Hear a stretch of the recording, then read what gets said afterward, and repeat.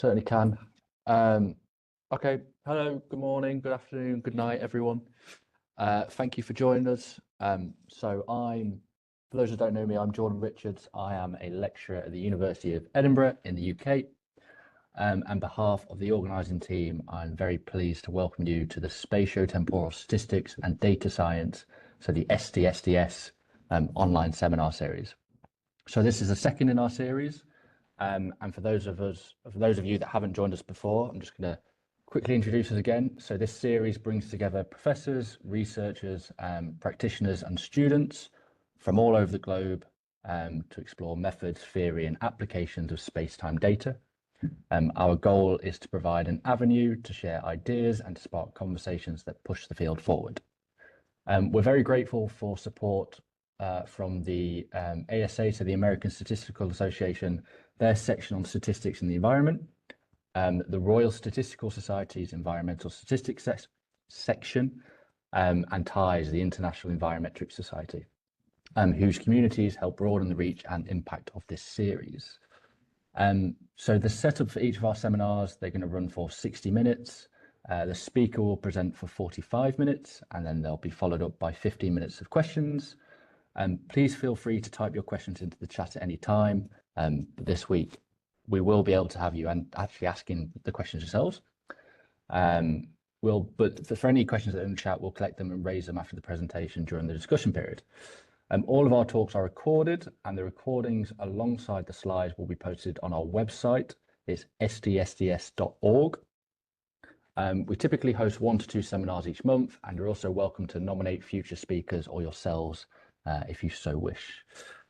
So to stay updated on upcoming events, you can subscribe to our mailing list, and you'll find those details as well as other resources at our website. So with that, I will turn over to my fellow organizer, Jian, to introduce today's speaker. Hi, everyone. I'm Jian Cao from University of Houston, currently a third-year assistant professor in the math department, but I work on spatial and computational statistics. So yeah, I'm also pretty new to this event and organization. And today it is my pleasure to introduce Toshinari Morimoto. Toshinari is a PhD student in math at the National Taiwan University.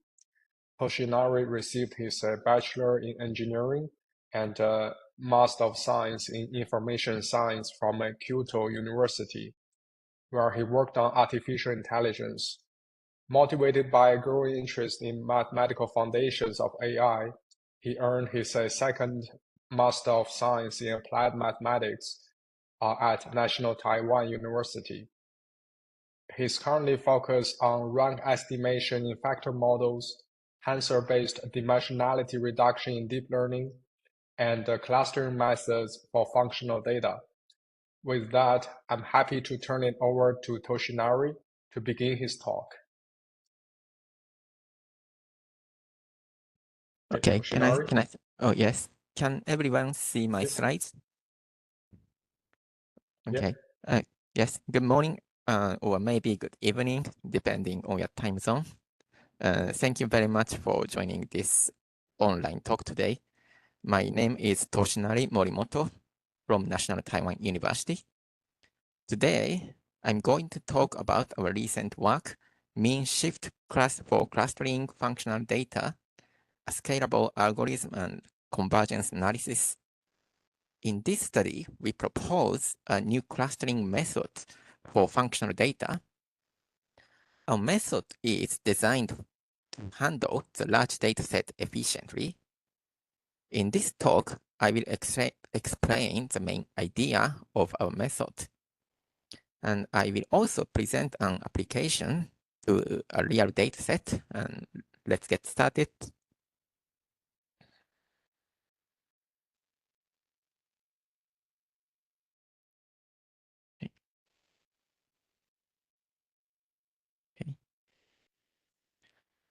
First, I'd like to talk about the concept of functional data.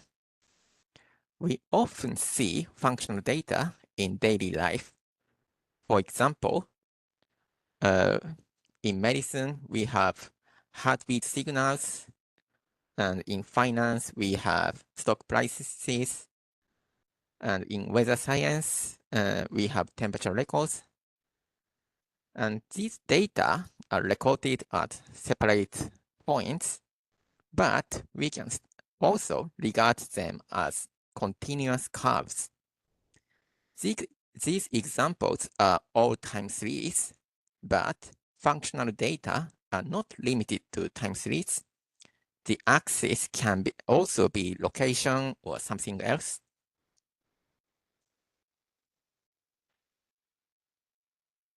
Okay. And next, I'd like to talk about the motivation of this study. In many datasets, there are hidden structures. If we can find such structures, we will be able to understand the data more deeply. Now, let's look at the previous examples again.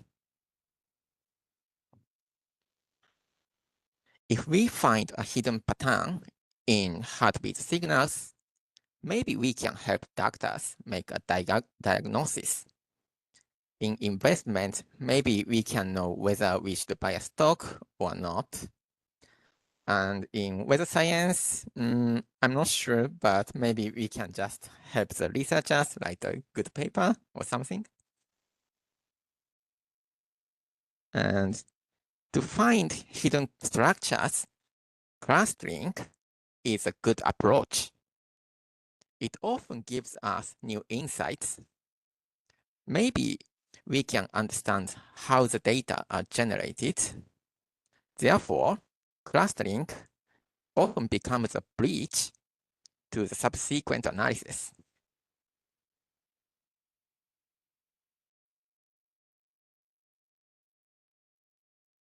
And next, I'd like to talk about the challenges in functional data. And first, functional data have infinite dimensions. So the situation is different from random variables. We can usually define a probability distribution for random variables, but it is difficult to define a probability distribution for functional data because of the infinite dimensions. The second challenge is about computational cost.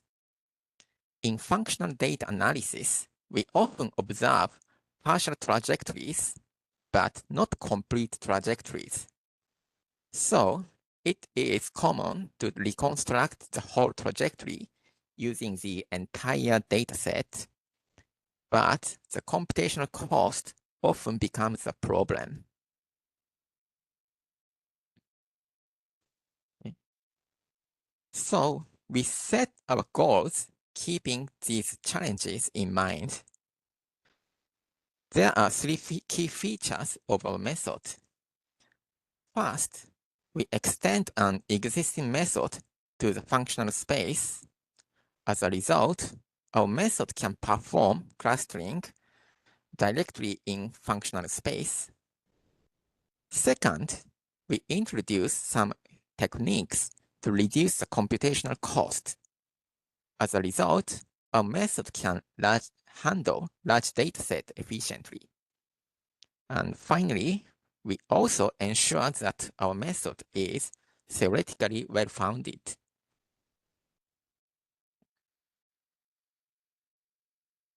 Okay, and in this slide, I'd like to summarize our contributions, but they are similar to our goals.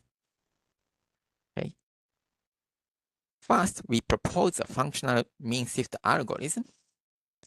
It is an extension of the classical mean shift to an infinite dimensional space. To do this, we introduce the concept of surrogate density, and I will explain these ideas later. And second, we show that our method has some convergence properties. And third, we introduce a stochastic technique. By using this technique, we can handle large data efficiently. And finally, we test our method using the dataset called algo dataset. This dataset has a huge number of samples. We demonstrate that our method works well on this large dataset. And that's a short summary of our main contributions.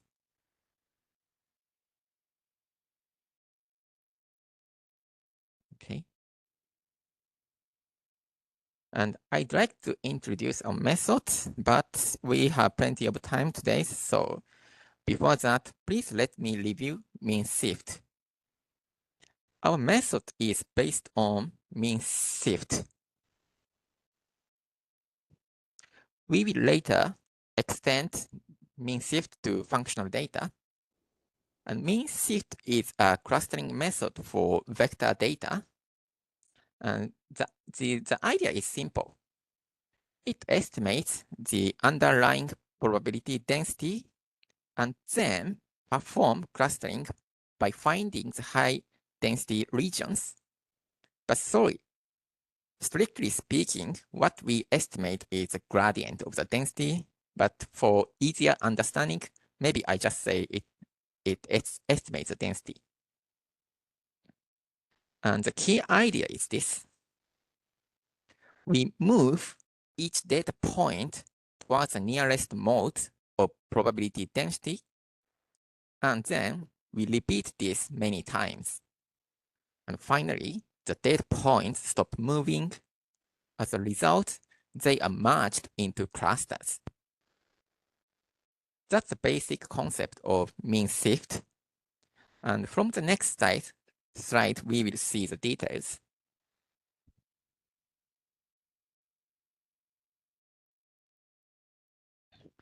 In this slide, I'd like to talk about the first step. The first step is to estimate the probability density, or more precisely, the gradient of the density. Suppose we have observations x1 to xn, and we estimate the density using the kernel density estimation. And the equation is shown here. In this equation, we put a smooth curve around each data point. And then we take the average of all those curves. And here, the parameter h is called bandwidth. It controls how wide each curve spreads. When h is small, the curve is narrow. And when h is large, the curve becomes wide and smooth. In practice, the Gaussian kernel is often used.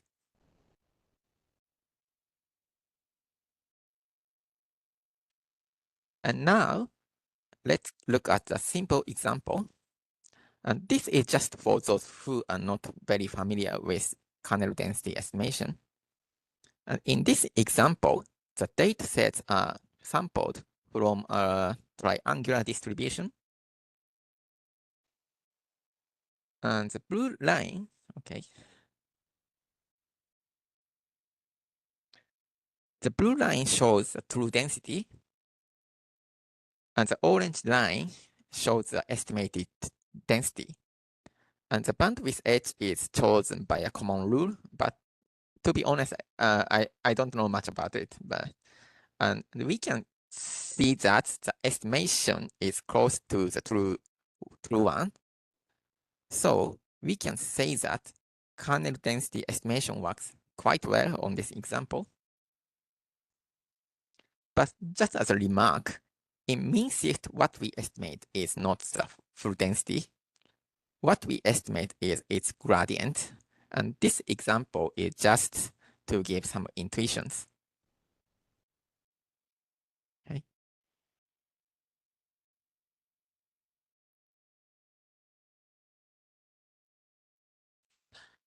Okay, and in this slide, I'd like to talk about the second step of mean shift algorithm. The next step is to move the data points. Each point shift toward a nearby high density area. Okay. And please look at the figure on the left side. Okay. For example, this point is moved toward right because the nearby high density area is on its right side. So it is moved toward right. And for this point, it is moved toward left because the nearby high density area is on its left side. And we repeat this process again and again.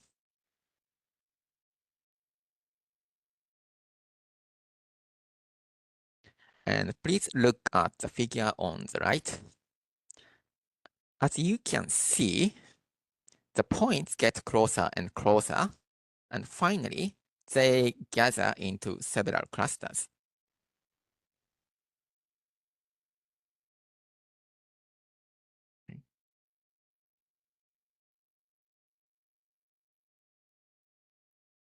Okay.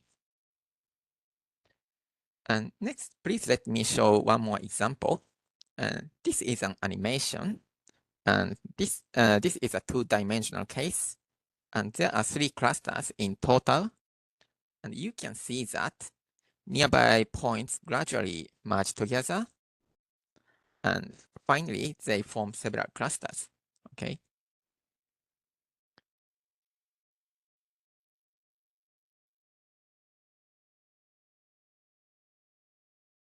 Yeah, they gradually merge together. Okay. Once again.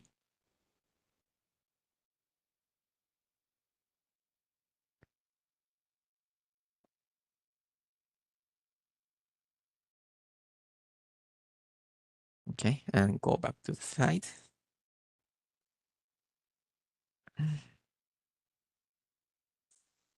Okay.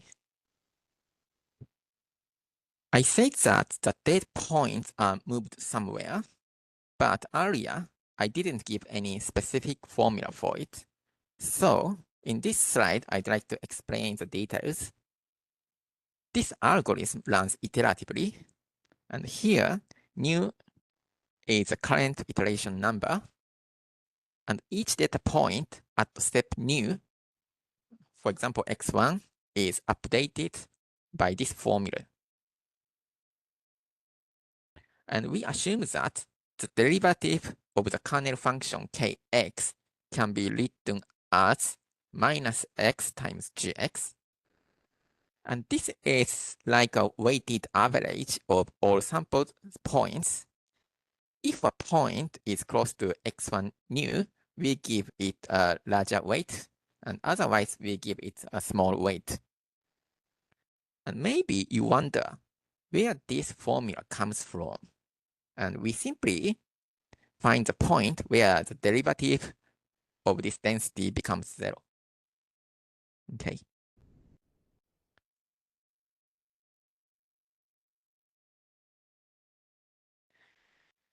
In this slide, I will give the details of the derivation quickly. The derivative of the estimated density is given by this equation. But we cannot directly find the point where it becomes 0. So now we use a relationship, relation kx equals x minus x times gx. And then we can rewrite the equation in the form x equals something. And from this, we obtain the mean shift update rule. And I think this is kind of a fixed point iteration. And we use this relationship iteratively to obtain the target value. And you probably know something, Newton's method or something. And I think what we get here is quite similar to that one.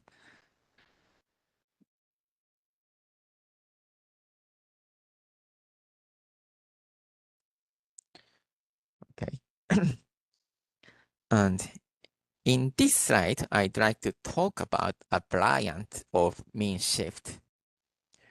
We have already seen the mean shift algorithm, but there is also a slightly different one.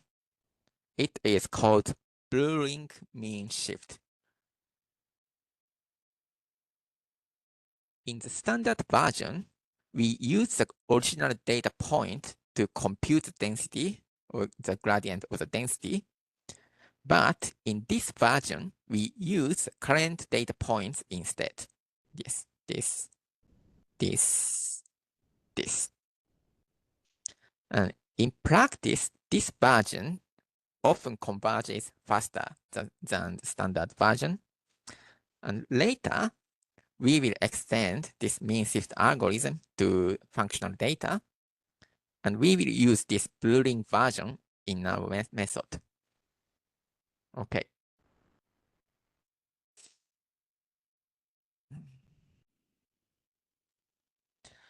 And the review of mean shift is now finished.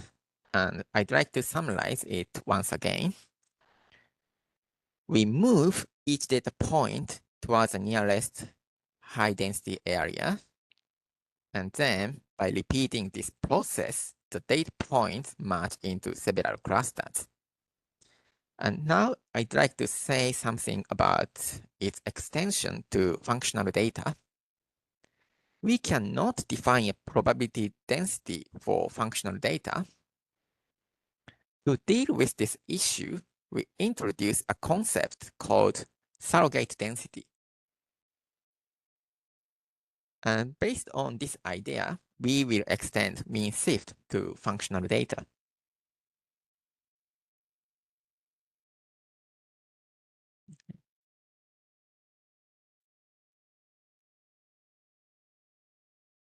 Okay. Now I'd like to talk about our proposed method.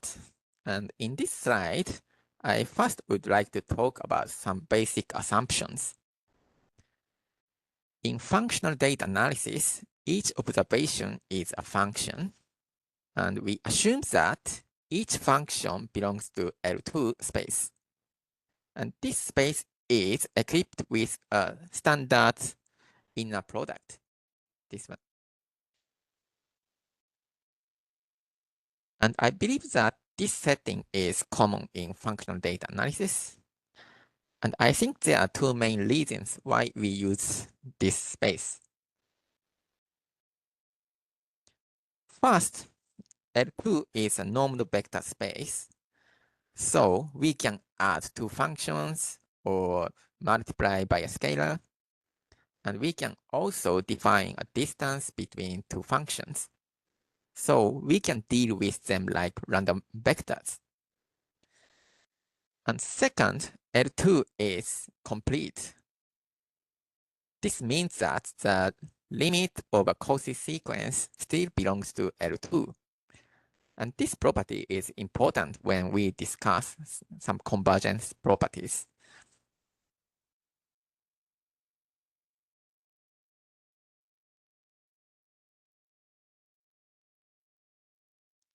Okay, and in this slide, I'd like to talk about surrogate density. And it is just an extension of kernel density estimation. I think I already mentioned that L2 space is an infinite dimensional space. So we cannot define a probability density function on this space. But we still want to describe how the functions are distributed. Therefore, we need an alternative way. To solve this problem, we introduce surrogate density over this space. The definition is given by this equation. Yeah, I believe this is quite similar to kernel density estimation. We just use the L2 distance to measure the distance between two functions. In this way, we can describe how functions are concentrated around F.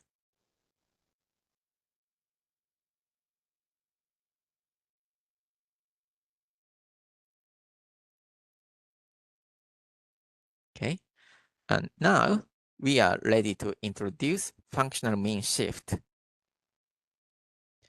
We can extend the mean shift algorithm using this surrogate density. First, please let me show you the update rule. Okay, each function is updated according to this equation, and here new is the iteration number.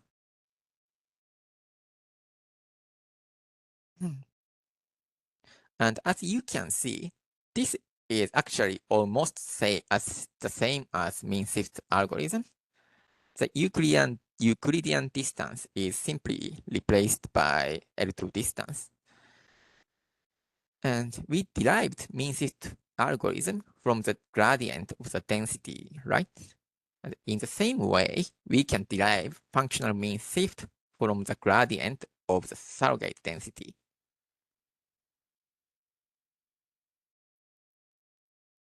Okay.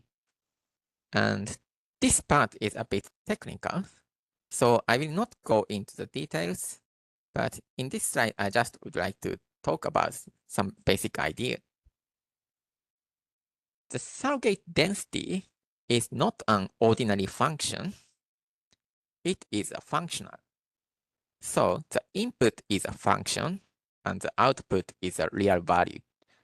So we cannot not use the ordinary derivative. Instead, we use a Gatu derivative. And it's just like a directional derivative. And Gatu derivative is given by this equation. And then similarly, we find f such that this derivative becomes 0. And from this, we can obtain the update rule for functional mean shift. And I think this process is very similar to mean shift. And in this way, we can justify the formula of functional mean shift.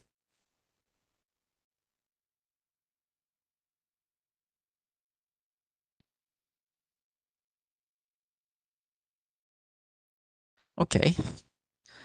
And in this slide, I'd like to talk about Blue-ring functional mean shift. We introduced two versions of mean shift. One is the ordinary mean shift, and we use the original data points to estimate the density or the gradient of the density. And the other is a Blue-ring mean shift. And here we use the current data points instead at each iteration step. And we can apply the similar idea to functional mean shift. Similarly, we use the current functions in each iteration step. This and this and this. So the Blue-ring functional mean shift is given by this equation. And in this study, we focus on this Blue-ring version.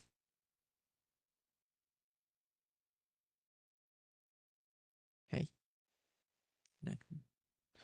Okay. And in this slide, I'd like to talk about some other tricks. Okay.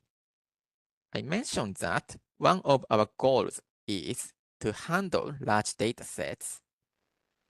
So here I'd like to explain how we do this. We introduce a simple technique to reduce the computational cost. Please have a look at this equation again. And it contains all n functions. So we have to compute all pairwise distances. And therefore, the computational cost becomes very high. But here is a question. Do we really have to compute all pairwise distances?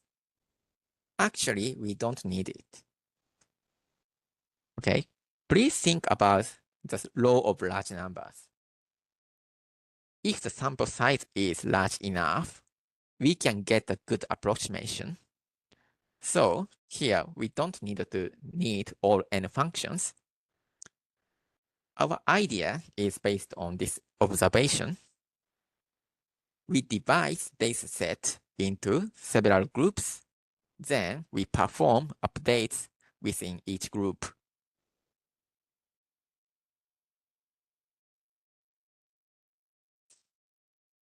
Okay. So in this slide, I'd like to give a new update rule, but it's just a minor modification. Step 1, in each iteration, we randomly divide the data set into m groups. But the grouping is random, so it changes every time. And step 2, we apply the same update rule to each group, but we only use the functions within that group. Okay, here. Okay. And step 3, we repeat step 2 for all groups, and then move on to the next iteration. That's the new update rule. By doing this, we can reduce the computational cost, and it is reduced from O(n) squared to O(n tilde n tilde. And n tilde equals n over m. And in our experiment, we usually set n tilde around 1000 or something.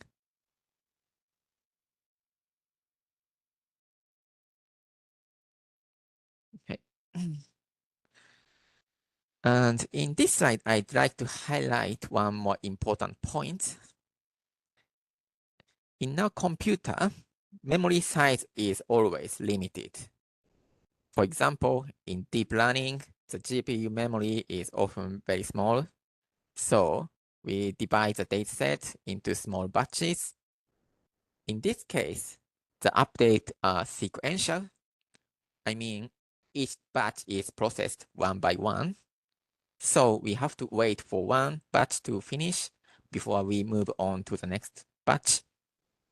But our method is kind of different because each group can be updated independently. A group does not need to wait for the others. So our algorithm is suitable for parallel computation. And we can say that it is efficient in this sense as well.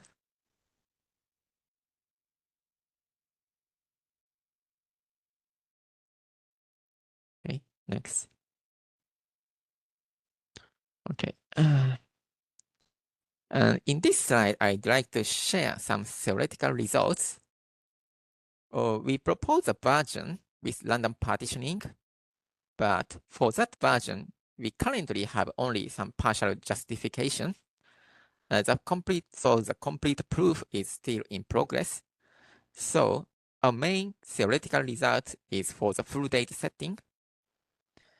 In our theory, we need one more assumption. We assume that the kernel has bounded support. I think our theory is not limited to a specific kernel, but we use a truncated Gaussian kernel. And here tau is the influential range.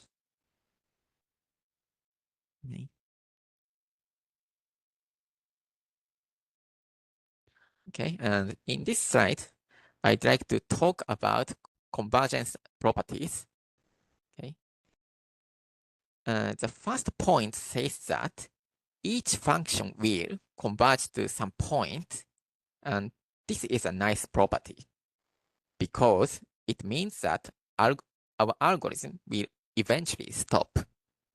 In practice, we can set a small threshold, and if the update is smaller than that, we stop the algorithm.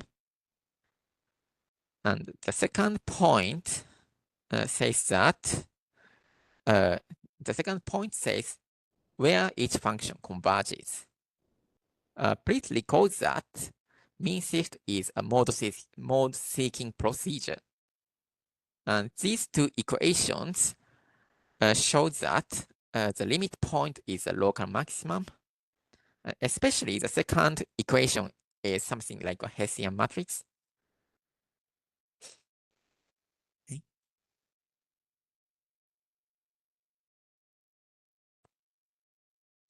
Okay, and in this slide, I'd like to talk about cluster structure. If two functions converge to the same point, then they belong to the same cluster. And this slide shows that the distance between two clusters is always larger than tau. And as this figure shows, we may think that tau is a radius of each cluster. And this interpretation gives us a hint about how to choose tau. Of course, there is no fixed rule, but for example, maybe we can draw a histogram of pairwise distances, and then we may get an idea of how large a cluster radius is, and then we can choose tau.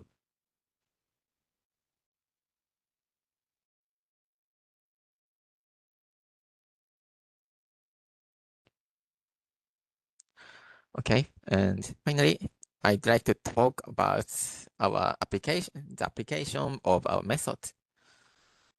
And in this slide, I'd like to talk about the algo program. We used a data set from the algo program. The algo program is a global ocean project. It monitors the ocean all over the world, and there are thousands of devices, and they are called floats. Okay.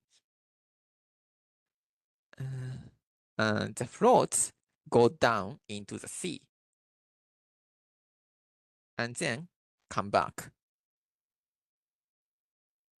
And these floats measure pressure, temperature, and salinity, and they collect data at different pressure levels.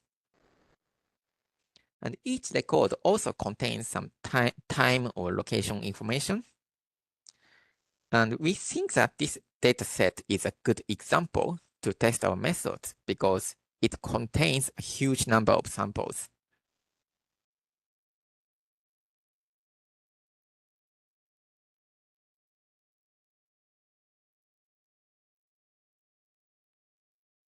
And in this slide, I'd like to explain what a profiling cycle is. Each float dives into the sea from the surface, and it goes down and records the temperature and salinity. And the data are collected at many different depths or pressure levels. And this sequence of data is called a profiling cycle. And we may think that it is a pair of functions. One is a function of temperature with respect to pressure, and the other is a function of salinity with respect to pressure. And this figure shows an example of a profiling cycle. It was recorded by some float at some time, 2015, and around at some location. And the maximum pressure is often around 2000, but this is not always the case. Sometimes a float goes back at 1000 dBAR or 500 dBAR or something like that. Okay. And next, I'd like to talk about the data set and our pre-processing steps. First, we use algo data collected from 2006 to 2016, and we found that some profiling cycles contain only a few measurements. If they are fewer than 20 valid points, we remove such profiling cycles from our analysis because such data may not be reliable. And second, what we observe is just a partial trajectory. So we used cubic spline interpolation to reconstruct the function shape, but we did not do any extrapolation. The missing parts are treated as missing. In theory, our method is functional mean sieved, but it is difficult to handle function directly on a computer. So we evaluated each function on equally spaced grids and processed them as vector data.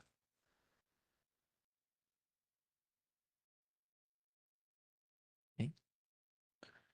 And here in this slide, I'd like to show an example of cubic spline interpolation.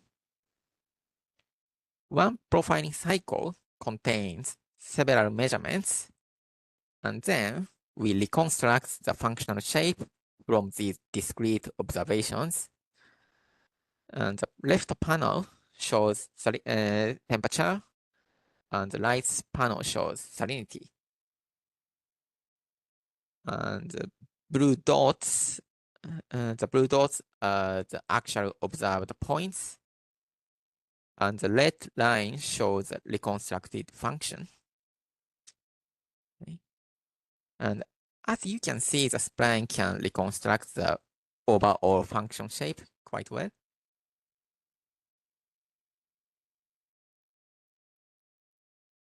Okay. And in this slide, I'd like to explain the pressure range that we used in our analysis. Actually, we used only the pressure range from 20 to 300 dBar. And since we did not do any extrapolation, so some profiling cycles have missing values, missing section in this range. If so, we remove such profiling cycles from our analysis. And some people may think that this range is too small, but please take a look at this figure. Temperature changes smoothly, and the salinity varies a lot, but only near the surface. So we think that this range is enough to capture the features. And also, if we focus on this narrow range, we can get a lot of complete samples. And in total, we used about 1 million profiling cycle for clustering.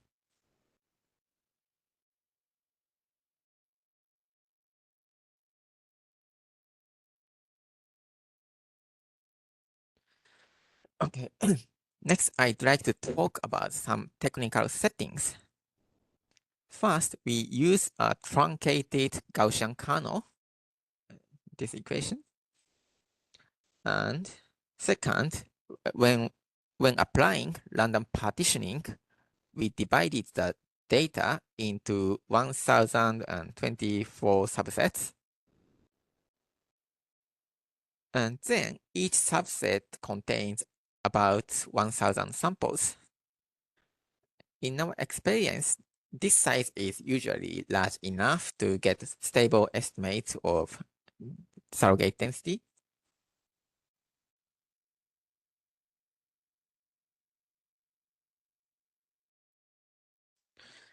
And in this slide, I'd like to talk about the parameter choice. First, you probably remember that I mentioned that tau can be seen as a cluster radius. To set tau, we first pick 5,000 functions randomly, and then we compute their pairwise distances, and we set tau as the 20th percentile of those distances. Empirically, by doing this, we get 4 or 5 large measure clusters, and this makes it easier to find some meaningful structures. And next, for the choice of bandwidth H, we use this schedule. And the value of h increases as the iteration goes on. And at early stage, h is small, so nearby points get more weights. And as a result, the algorithm detects small fine clusters at early stage. But at a later stage, h becomes larger. Then distant points also start to get more weight. As a result, the algorithm merges small clusters into bigger clusters.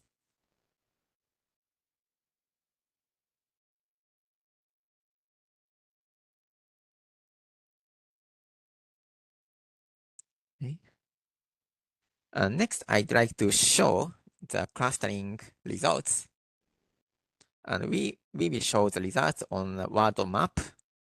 Each profiling cycle is shown as a single point, and points in the same cluster are shown in the same color. Please note in advance that we did not use any geographic information. The clustering was done only using the temperature profiles. Okay. In this slide, we show the top 4 clusters together. And in the next slide, we just show them separately, one by one. And the remaining clusters are relatively small. Some of them even include just one isolated profiling cycle. So that's why we only display the top 4 clusters.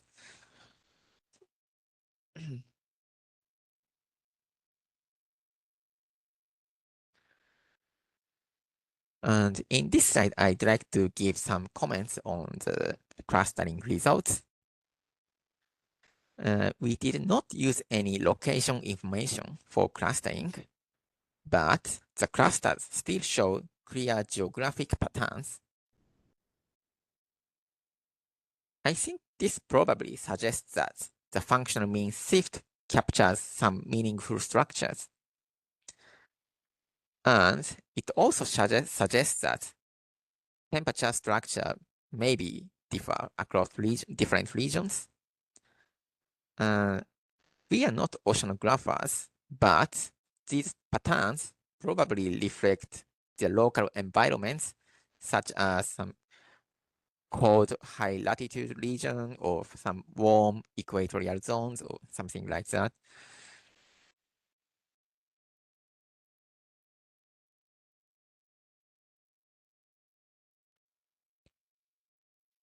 And in this slide, I'd like to give some more comments from a computational perspective.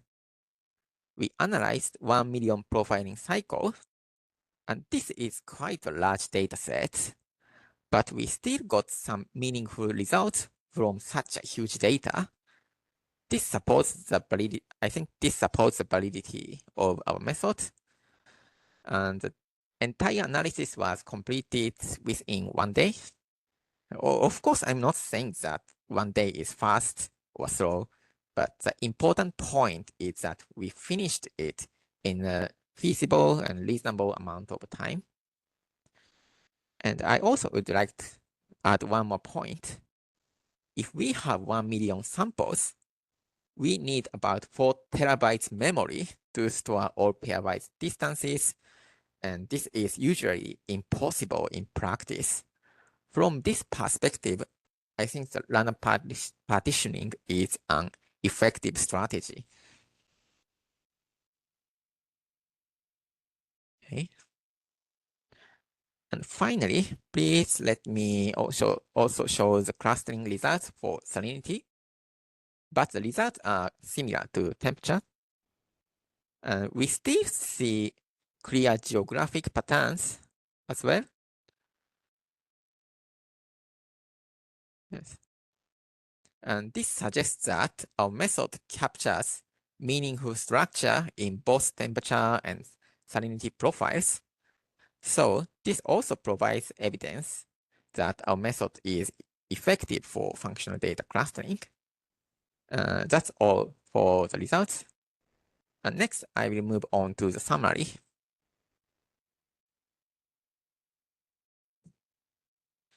Here is a summary. In this study, we proposed a functional mean shift algorithm, and we demonstrated its effectiveness on large-scale real-world data. And we also investigated its convergence properties. And now, please let me mention some future directions. We plan to complete the convergence analysis for the stochastic variant of the algorithm, since the current theoretical results are for the full data setting. And also in this study, we treated the function data as given, and we did not discuss them from a statistical point of view. In future work, we could treat them as random functions. And that's the end of my presentation. And thank you for listening.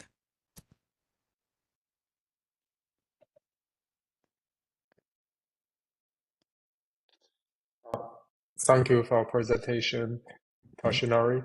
Yeah, thank you very And much. yeah, now we have about 10 minutes left for questions. Okay. So first, is there any question from the audience?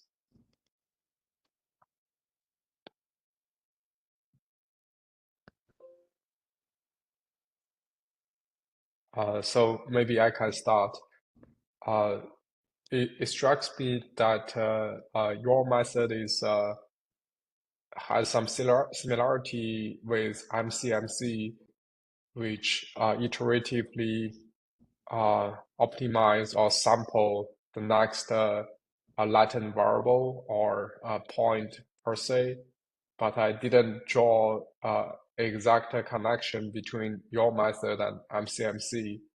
Did you ever think about in this direction? MCMC is the technique for sampling in Bayesian analysis. Do you mean? Right. Yeah, actually, I don't know much about MCMC, but I think this iterative optimization is not very related to MCMC. I think it's kind of a fixed point iteration.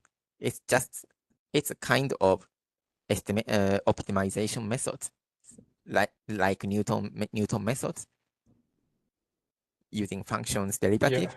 Yeah.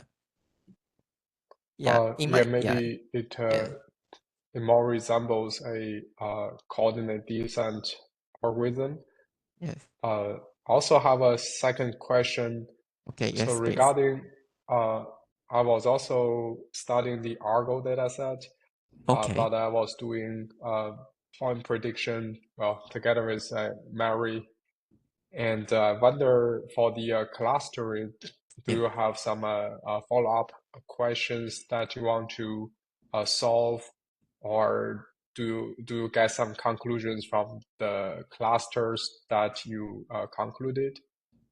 Okay. So your question is, do I have some interpretation or conclusions to our clustering results? Is my understanding correct? So you are asking about our interpretation on this. Okay. Actually, we are not oceanographers, as I mentioned earlier. So that's why we refrain from giving too much interpretations on these results. But maybe this is related to some area the temperature is high, such as polar region or something, and near the equatorial zones, the temperature is maybe higher, so it becomes one cluster. Yes. So this is our conjecture on the results of clustering. Yeah, but maybe we have to consult some professors in this area. Yeah. Okay. Yeah, got it. Thanks. Yeah. Thank you for asking. So, any question from the audience? Yeah, there are two people raising their hands, Ray and Jordan. Oh, yeah. Please Basically, go ahead.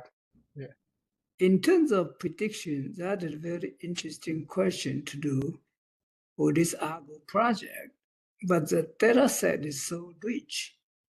We only use about 1 million profile, but there are many, many more. I think the clustering can be used to help in prediction, especially from a Bayesian point of view. If you're thinking about also profile follow some type of model, then you can pull the information within the cluster to help you doing prediction. So you don't have to sometimes pull the information all the data set, just pull the information within the cluster. That may be helpful in terms of prediction. That's the thing I like to add. Yeah, that is definitely true. I can see from the current shared screen that the same across the same latitude, you can see the clusters, and also the clusters are kind of coastal and far away from the coast. Yeah, definitely this may help deal with the non-stationarity.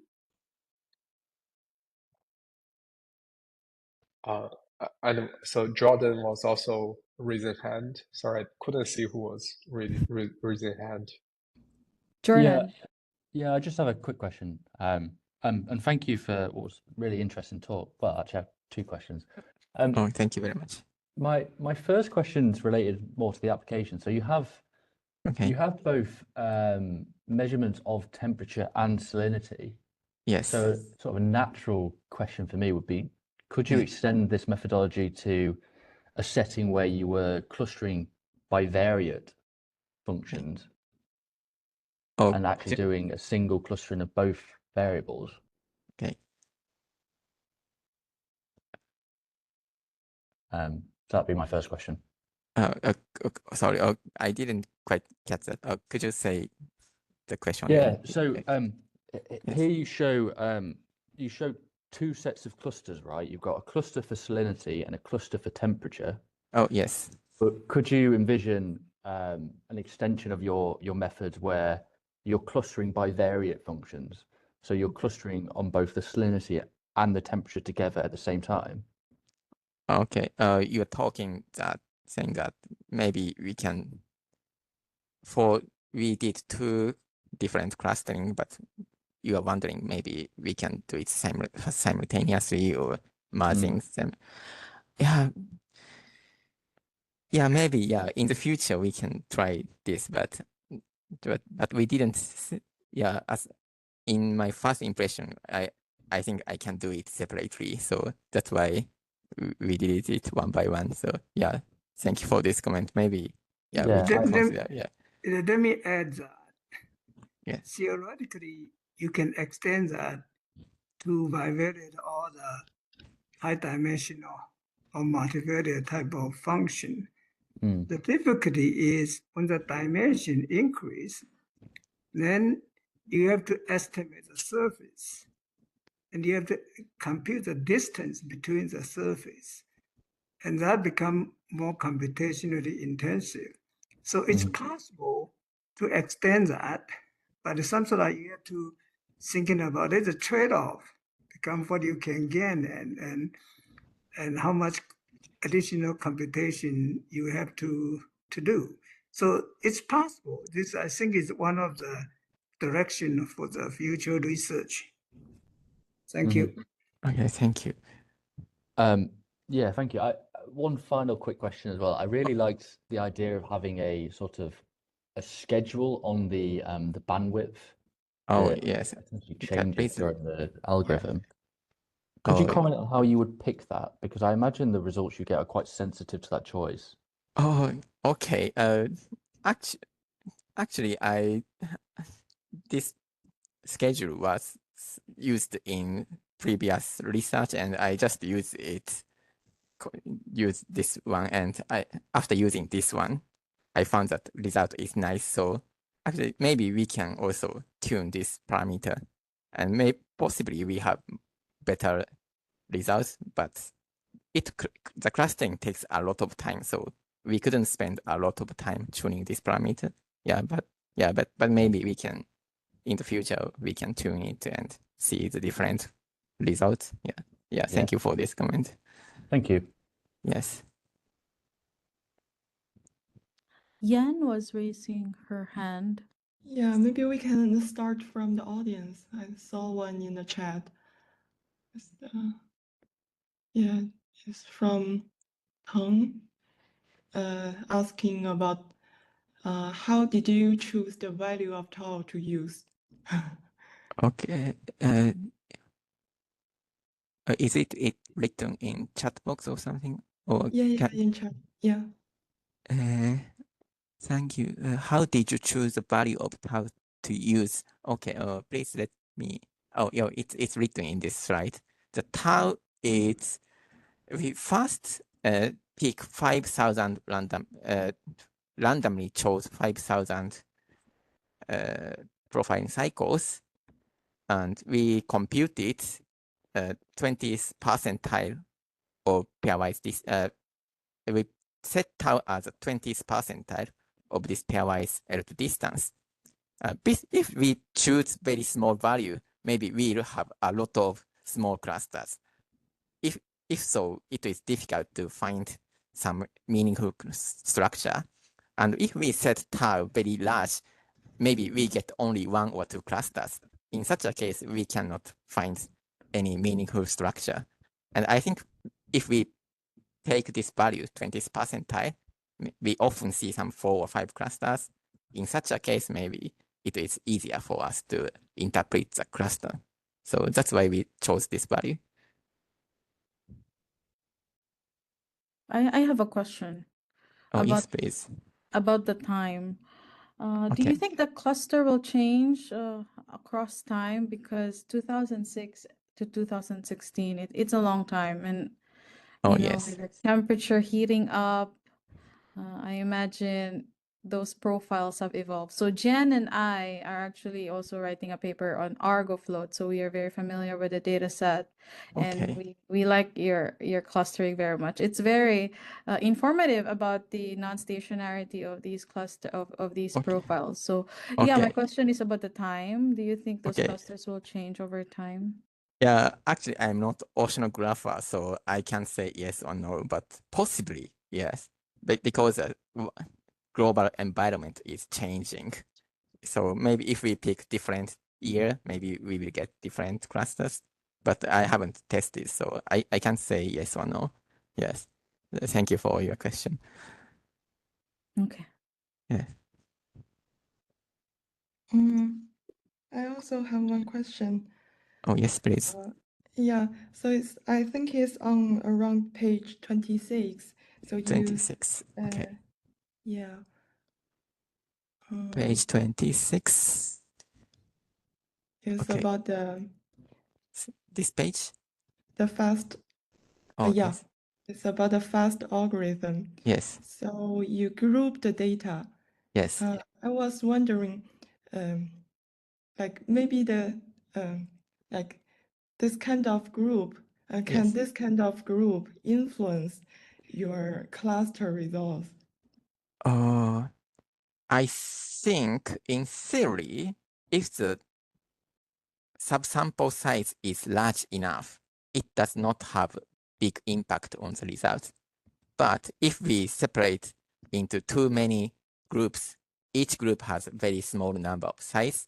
In such a case, the estimation of the gradient of surrogate density, this value can change. So maybe the result may be unstable. But if we take 1,000, maybe it's enough. It gives stable results, I think. Okay, thank you. And I have another one. Yes. Okay.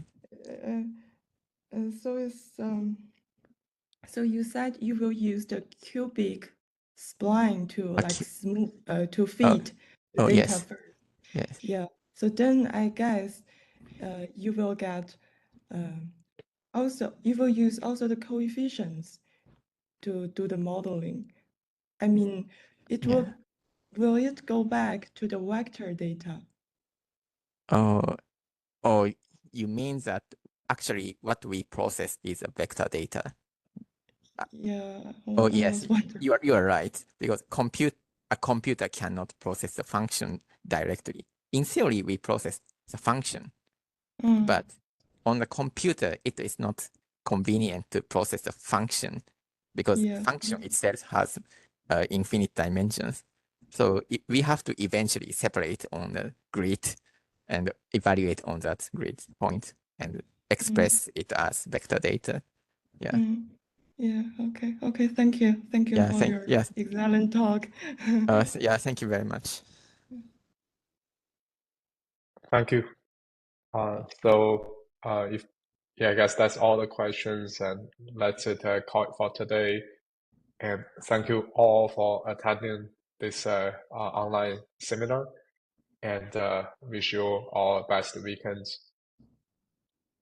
Bye-bye. Goodbye. Yeah, thank you very much. Bye. Thank you.